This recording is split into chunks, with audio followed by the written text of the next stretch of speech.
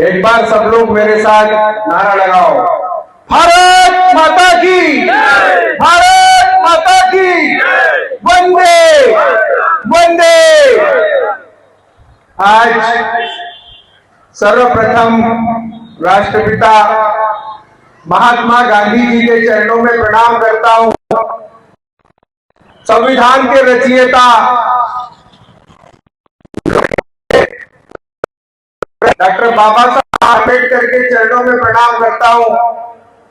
आज के इस कार्यक्रम में शराब भट्टी हटाने को लेकर इस अनिश्चित काल धरना प्रदर्शन में उपस्थित आज के कार्यक्रम के अध्यक्ष, कृषि उपज मंडी के पूर्व अध्यक्ष आदरणीय अशोक चौधरी जी, आदरणीय विजय चौधरी जी, आदरणीय हमारे संत चिंबा काका जी सरोदे जी, आदरणीय हमारे ब्लॉक कांग्रेस कमेटी के अध्यक्ष डॉक्टर यमदे साहब, नगर कांग्रेस के हमारे अध्यक्ष कैलाश चौधरी जी, राजीव चौधरी जी, हमारे विठल गायकवाड़ जी, सौसर से आए हमारे सभी सम्मानित साथी, सभी हमारे उपस्थित यहाँ भाई, हमारी बहनें,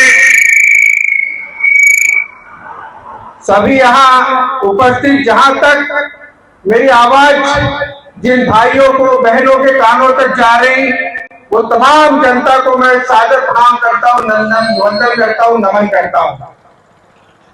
साथियों, 30 जनवरी राष्ट्रपिता महात्मा गांधी जी की उस दिन गोली मारकर हत्या की थी इस देश के पहले आतंकवादी नाथूराम गोडसे ने।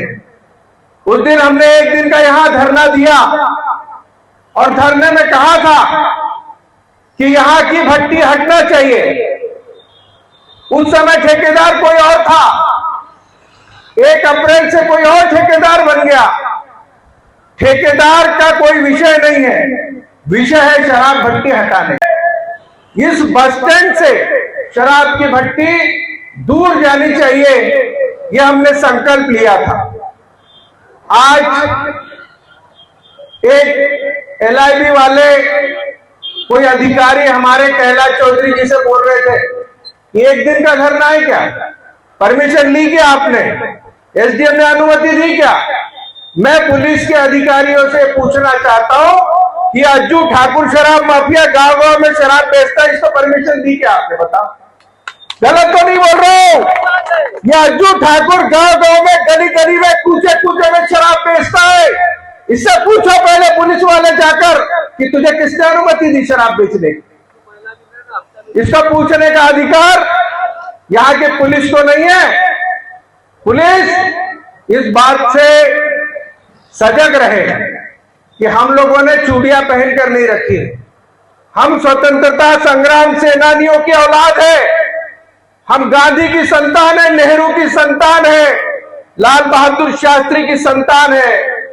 हमने संकल्प लिया, देश की आजादी के पहले भी कांग्रेस ने लड़ाई लड़ी है, काले गोरे अंग्रेजों को भगाया है, और देश की आजादी के बाद भी कांग्रेस ने इस देश को जीवित रखा और एकजुट रखा है। तो मैं उन पुलिस वाले साथियों को बताना चाहता हूं कि आप इस गलत फहमी में मत रहना कि आज का धरना हमारा 8-9 बजे खत्म हो गया मतलब छुट्टी नहीं।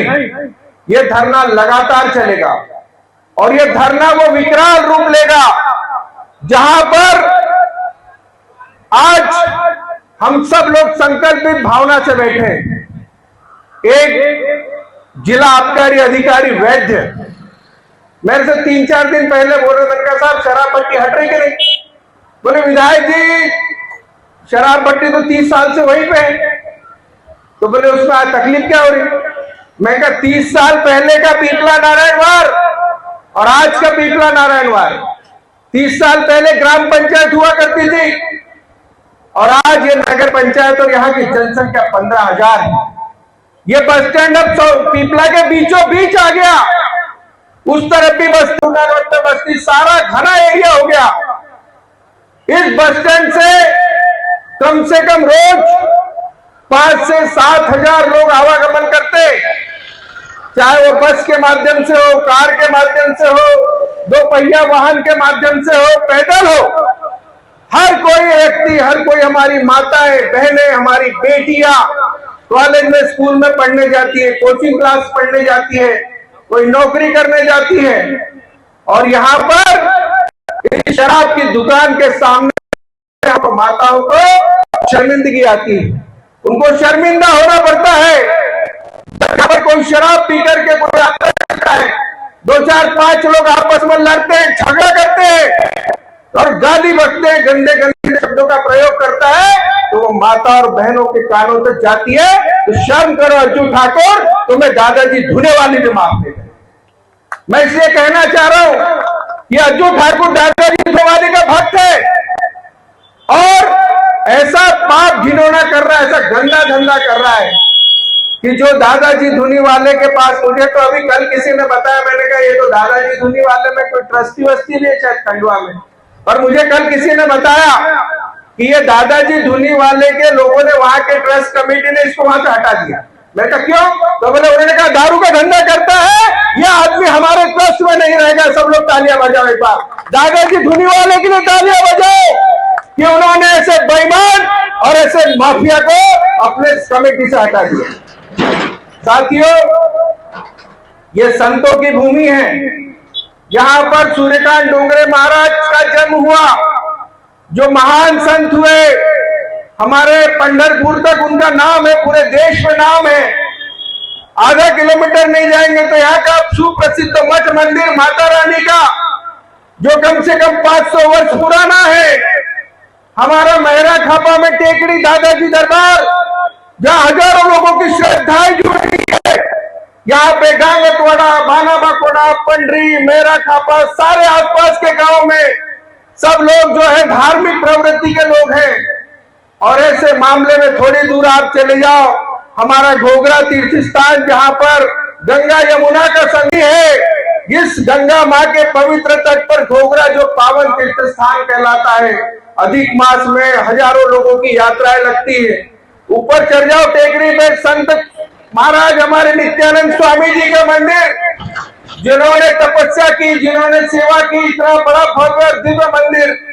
2 किलोमीटर दूर पर चले जाओ, हनुमान जी की लेटी हुई प्रतिमा, जो हमारे कई वर्षों से, हजारों साल से हमारे धर्म का, आस्था का प्रतीक, जहां आज हजारों लाखों लोगों की भीड़ लगती है, दूर दूर से, देश विदेश से लोग आते हैं। और ऐसी पावन भूमि बानाबाकोड़ा, रामजी बाबा का स्थान, बानाबाकोड़ा साधु बाबा का स्थान, ये पूरा धार्मिक क्षेत्र होने के बाद भी यहाँ का प्रशासन और यहाँ की भ्रष्ट मोहन यादव की सरकार इस शराब की भट्टी को नहीं हटा रही, और दावे के साथ कहते या तो शराब भट्टी हटेगी या यहाँ पर बड़ा आतंक या तांडव होगा। आप लोग तैयार है चक्का जाम करने के लिए? अरे सब लोग तैयार हो कि नहीं? तो हम चक्का जाम भी करेंगे। ये एक दिन का आंदोलन, हमारा कोई रुकने वाला नहीं है। पुलिस प्रशासन से मेरा अनुरोध है, अधिकारियों से, एसडीएम से, कलेक्टर साहब से, सारे लोगों से अनुरोध है कि प्यार, मोहब्बत और भाईचारे में आप अच्छे से, ईमानदारी से यहाँ से भट्टी लेकर चले जाओ। नहीं तो तुम्हारी जन्म कुंडली, अर्जू ठाकुर की मैं हर दिन जन्म कुंडली निकाल रहा हूँ डॉक्टर साहब, हर दिन जन्म कुंडली निकाल रहा हूँ। अभी मुझे एक चीज बहुत अच्छी पता लगी 4-5 दिन पहले कि इसके ऊपर 20 करोड़ रुपए की रेत की रॉयल्टी पे पेनाल्टी लगी है। 20 करोड़, कितने की? अर्जू ठाकुर पे 20 करोड़ की रॉयल्टी की पेनाल्टी लगी है। 5-6 करोड़ का इसका कहीं गिट्टी क्रैशर है राजना के पास, वहां पर इसने अवैध उत्खनन किया, अवैध गिट्टी का क्रैशर से पूरी गिट्टी खोद डाली, पहाड़ खोद डाला, वहां की 5 करोड़ की। ये बीजेपी में गया क्यों, आपको पता है? बीजेपी क्या है? वॉशिंग मशीन है। क्या है बताओ? बीजेपी में जो भी आदमी चला जाता है वॉशिंग मशीन में धुल जाता है। ये घबरा गया अर्जू ठाकुर, और ये फटाक से जाकर के बचने के लिए 20 करोड़ की रिकवरी निकल जाएगी। 5 करोड़ का मेरा वो हो जाएगा, जेल वेल में चला जाओ। ये डर के मारे वहां चला गया।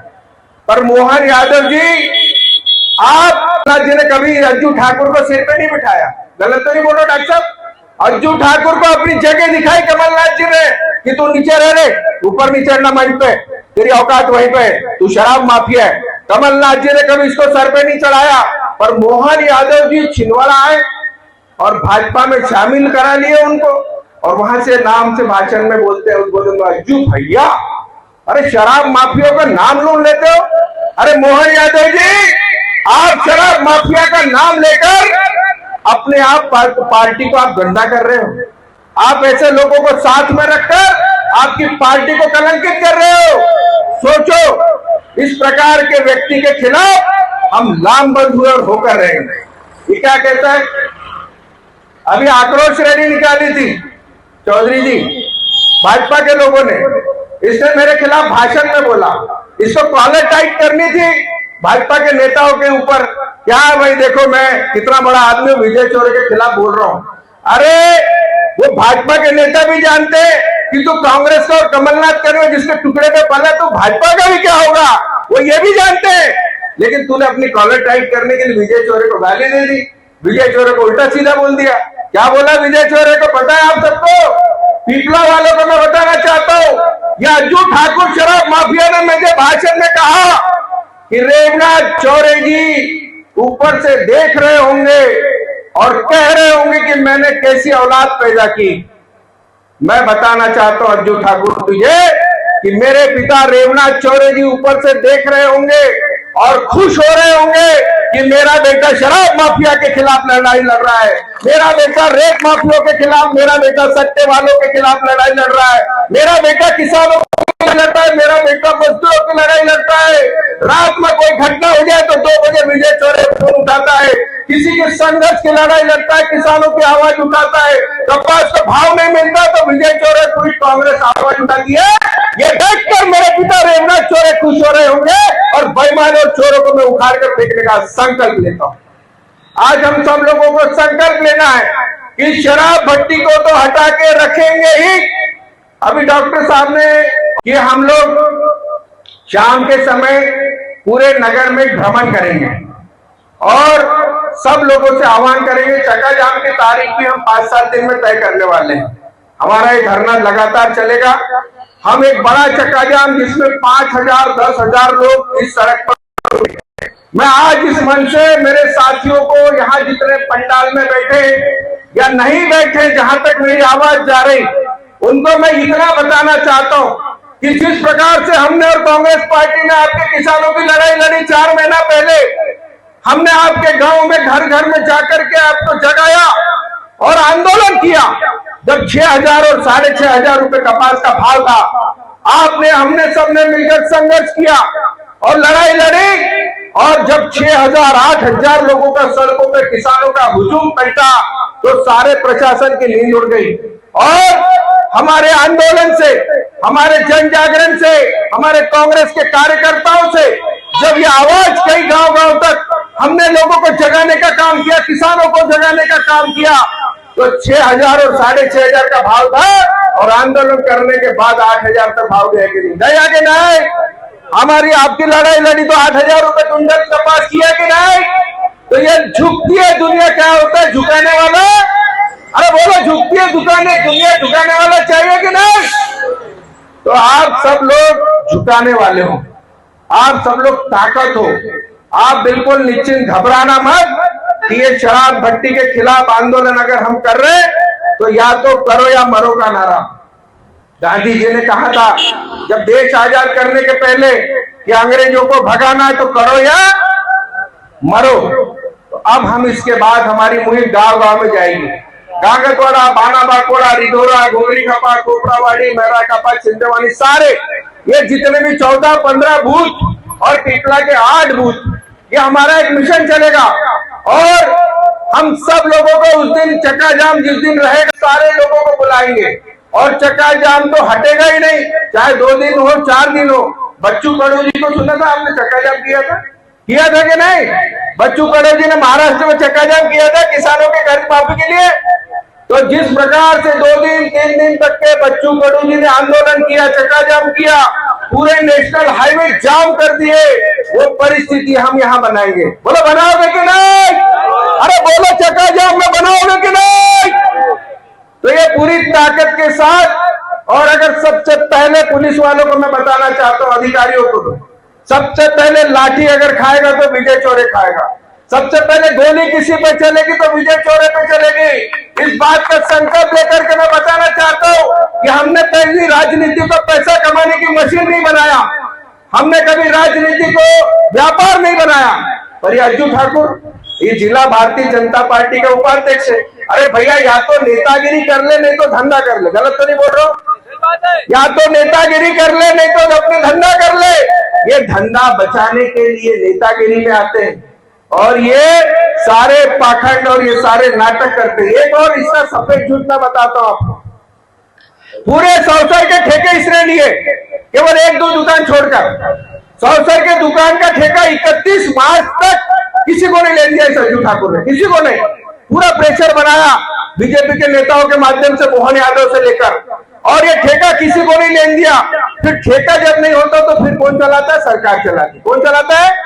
सरकार ने 2 दिन 3 दिन ठेका चलाया, फिर एक प्रेस विज्ञप्ति जारी कर दी कि भैया पुराने रेट में ही आपको ठेका लेना होगा। इन सब ठेकेदारों को इन्होंने सबको संजय दे दी। 20% ठेका हर साल बढ़ाती है सरकार, लेकिन इसने उसी रेट में जितना रेट पिछले साल था, सारी जगहों का ठेका इसने बहुत कम मैं कह रहा हूं कि कम से कम ये 20 करोड़ रुपए कमाएगा। कितने कमाएगा इस साल? ये अज्जू ठाकुर कितने कमाएगा? मैं माइक से बोल रहा हूं, बताओ। 20 करोड़ रुपए कमाएगा ये। पर मैं कहता हूं तू 20 करोड़ नहीं 50 करोड़ कमा, तेरे को लंगोट छोड़ के भगाएगा तो विजय चौरी भगाएगा। मैं आज इसलिए कहना चाह रहा हूं कि हम सब लोग ईमानदारी से और बिना किसी गुंडागर्दी से सोच रही होगी ये आंदोलन है, धरना एक दिन से उखड़ जाएगा। पर आदरणीय हमारे पूर्व वक्ताओं ने कहा, हमारे बहुत सारे हमारे साथियों ने कहा कि अगला जब चक्काजाम होगा तो इस दुकान की एक पेटी भी नहीं बचेगी, एक बोतल भी नहीं बचेगा। ये संकल्प हम आज लेना चाहिए और गांव गांव से महिलाएं आएगी, माताएं आएगी, इस भट्टी को हटा करके रहे, ये हमारा संकल्प होना चाहिए। तो मैं आप लोगों से यही अनुरोध करता हूं कि आज पहला दिन था, हमने बहुत सारे लोगों को खबर नहीं की, गर्मी का टाइम है, धूप है, इच्छा थी कि 5 बजे से इस धरने को शुरू किया जाए। हम लगातार इस धरने को जारी रखेंगे और अलग अलग दिनों में अलग अलग महिलाएं भजन मंडल के लिए जन जागृति अभियान चलाएंगे और यहाँ पर हम एक अद्वितीय वातावरण बनाना चाहते हैं। आज मुझे बताओ कि जो व्यक्ति पीता है वो कभी नहीं चाहेगा कि मेरी संतान भी शराबी निकले। चाहता है कि कोई? जो व्यक्ति शराब पीता है वो भी सोचता है कि मैं जो गलत लत तो लग गई, मैं बंद तो गया शराबी, लेकिन मेरा बेटा, मेरी संतान का कोई भी आदमी शराबी न बने, ये सोचता है वो। पर मध्य प्रदेश की बीजेपी की सरकार, अभी तो तुम्हारी दुकान पे हमला हुआ है मिस्टर अज्जू ठाकुर, ध्यान रखना। अभी तो गांव गांव में तुम्हारे खिलाफ में महिलाओं के बड़े बड़े आंदोलन हम करेंगे। इनके गांव गांव में 2-2, 4-4 लोग शराब बेचते ना? गलत तो नहीं बोल रहा हूं? हर गांव में शराब बिकती है इनकी।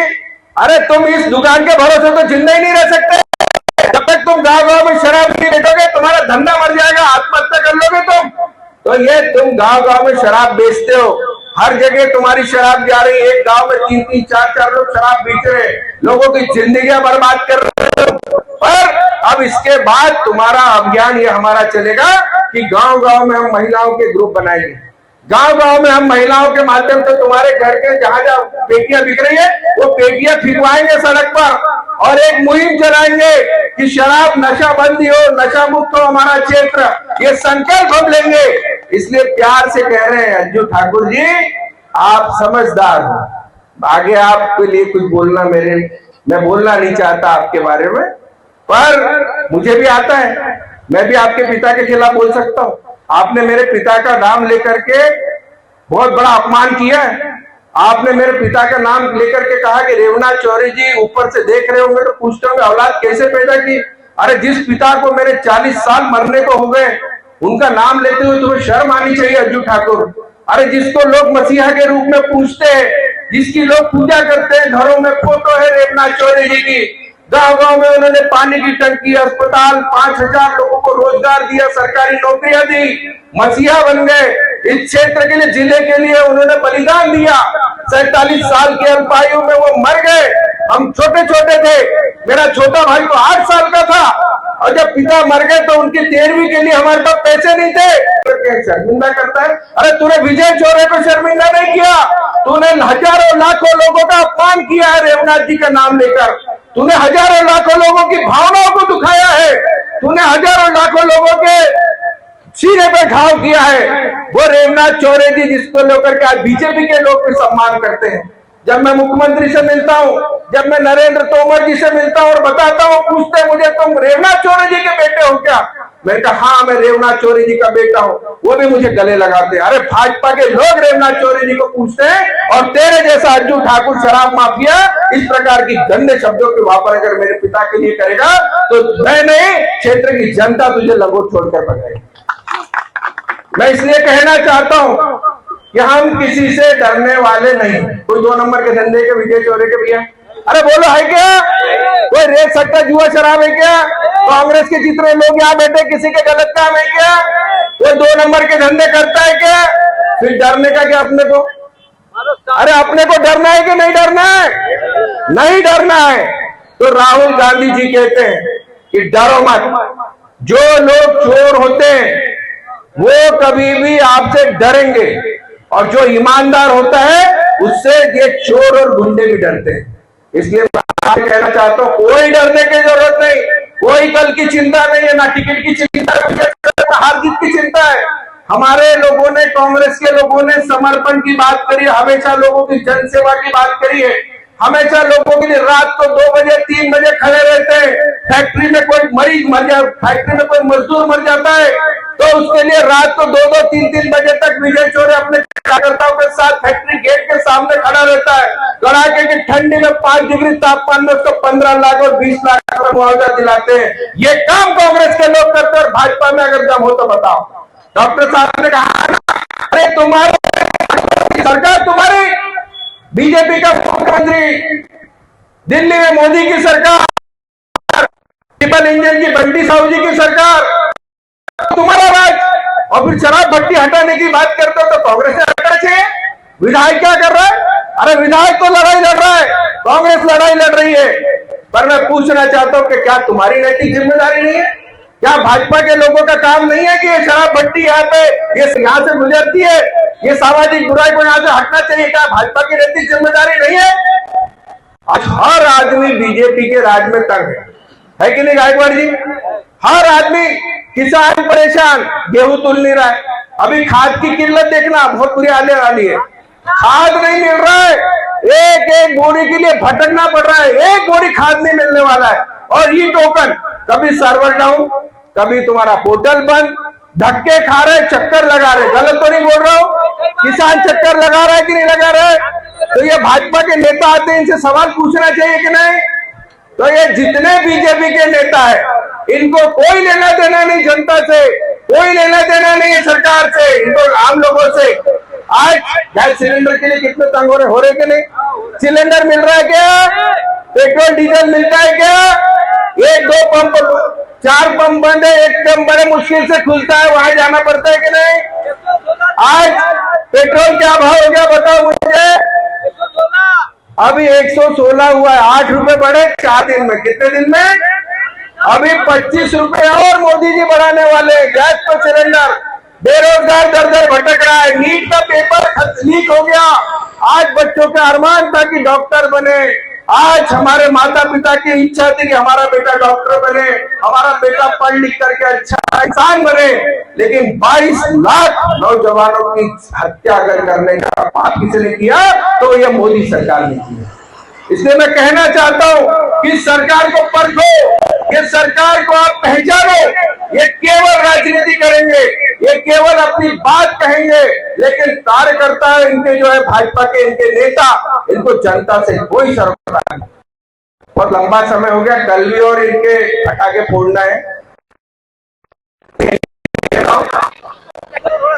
क्या आप लोग 5 बजे कल 4 बजे सब लोग यहाँ आ जाए और हम लोग नगर Congress committee, block Congress committee और सभी हमारे कार्यकर्ताओं के साथ कल हम बैठेंगे और उसमें हम रणनीति बनाएंगे आगे की कि हमको आगे क्या क्या कार्यक्रम करना और क्या क्या कराने। तो मैं आप लोगों को सबको बधाई देता हूँ, धन्यवाद देता हूँ। और ये जीत हम जीत कर रहेंगे, ये भट्टी हम हटा कर रहेंगे, ये संकल्प लेना पड़ेगा।